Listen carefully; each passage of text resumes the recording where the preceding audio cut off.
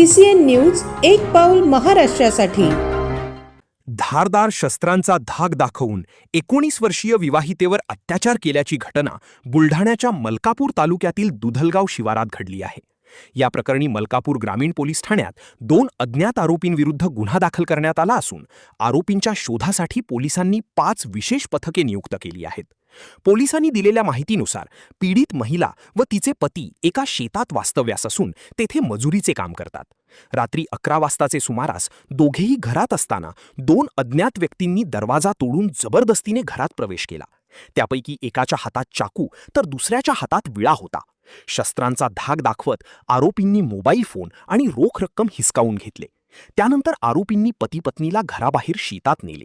तेथे पतीला रोखून धरत दोघांनी महिलेवर अत्याचार केल्याचा आरोप करण्यात आला आहे। घटना घडल्यानंतर आरोपी दुचाकीवरून पसार झाले।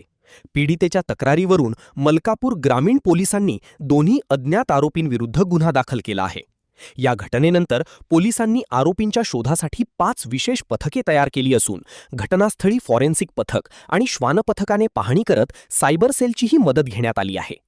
आरोपींचा शोध घेण्यासाठी विविध तांत्रिक आणि स्थानिक स्तरावरील तपास सुरू असल्याची माहिती पोलिसांकडून देण्यात आली आहे। काय नाव तुमचं?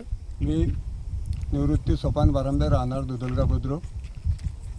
माझा शेत गट नंबर 366 हा इथं रोडच्या बाजूला आहे आणि काल रात्री 11 वाजता माझ्या शेतामध्ये 2 नवरा बायको असे दोन मनुष्य काम करण्यासाठी आलेले होते। 2 महिन्यापासून आलेले होते।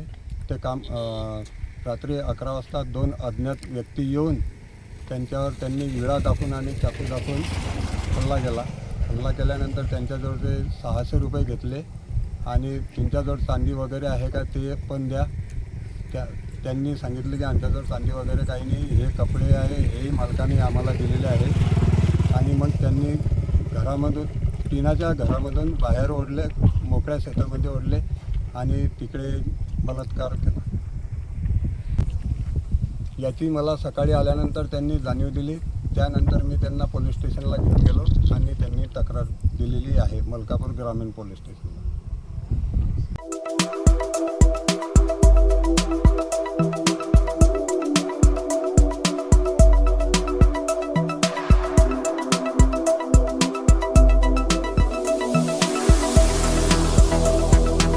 तसेच आपल्या भागातील महत्त्वाच्या बातम्या पाहण्यासाठी CCN न्यूज डेस्क चॅनलला सबस्क्राइब करा आणि बेल आयकॉन प्रेस करा।